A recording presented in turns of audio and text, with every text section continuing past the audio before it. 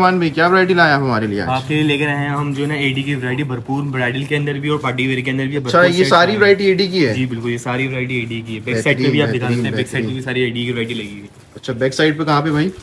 अच्छा, ये सारे एडी के नेकलेस हैं।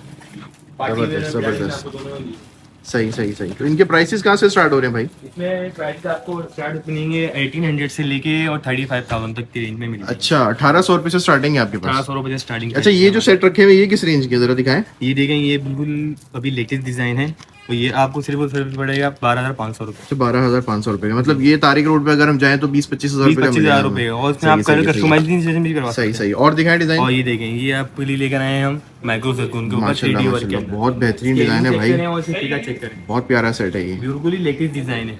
ये सिर्फ आपको पड़ेगा सिद्दीकी सेट पे 12,500। अच्छा भाई, कोई डिस्काउंट है आपके पास, मुझे बताएं। जी बिल्कुल, 10% डिस्काउंट देंगे जो हमारी वीडियो को लाइक करके और देख कर आएंगे। अच्छा, 10% डिस्काउंट? जी, 10% बेहतरीन माशाल्लाह। थैंक यू यार, थैंक यू सो मच।